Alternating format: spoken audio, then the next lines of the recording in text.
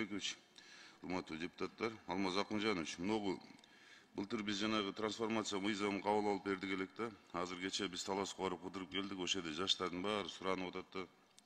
Акимден сурасак жөнөтүп атыптыр. Өкмөткө келгенден кийин кайра 1-2 пункту туура эмес деп артка жөнөтүп берет экен. Эми ушуну чөткө кылтыр бере турган болсок, жана жерлердин баарын бериш керек да. Жаштар иштеп атабыз, сырттан иштеп келип атабыз, тамсалайык десек жер бербейт. Президентибиз айтпады беле, силер мыйзам чыгарбадыңар беле деп сурагандан кийин биз кайра областтан сурасак, жөнөттүк, баары жакшы болчу.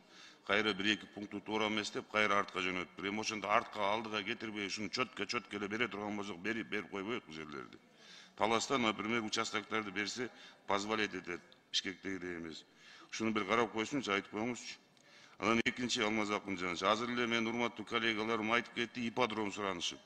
Но Таласта ипподром 2000 көчмөндөр оюнунда салынды эле, сонун болуп. Ошодо эл менен чогуу аябай жакшы ипподром курулду эле. Азыр ошол Кирнештин балансында турат, ушуну мэрияга өткүзүп бербейикпи? Ача кароосу жок. Бул скамейкалардын баары уже талкаланып бүттү. Эми канча деген менет, канча деген акча. Бесхоз дейт, а жерде 1-2 кишиси бар жана Кирнештин малын караган. Ал ипподромду карай албайт никада.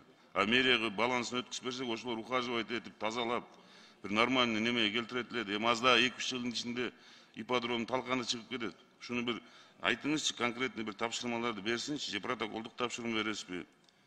Анан могу жолдор боюнча Көксай Кайнар деген 2 айыл бар. Ошол жерге былтыр кирди эле титулга. Бир жерине 1 километр 600 метр, бир жерине 1 километр. Эми жолдор жазалып барып, кичине жери калганда ушуну карап туруп Минтрансқа да тапшырма берип койсоңуз, ушуну эмнеге былтыр кылынбай калды? Ошо 2 жолду. Арчагүл, анан Көксай Кайнар деген.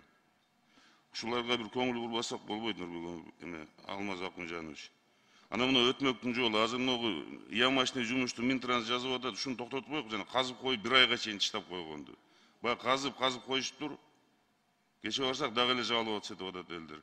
Эми кылдыңбы, же болбосо каспай тур, кастыңбы жана ямочный жумуш кыла турган жерди. Аны асфальт басып кой. Канча эле айтып келип атабыз, так нельзя делать. Ушуну карап ушуга да бир көңүл буруп коюңузчу. Рахмат, менде суроолорум бүттү.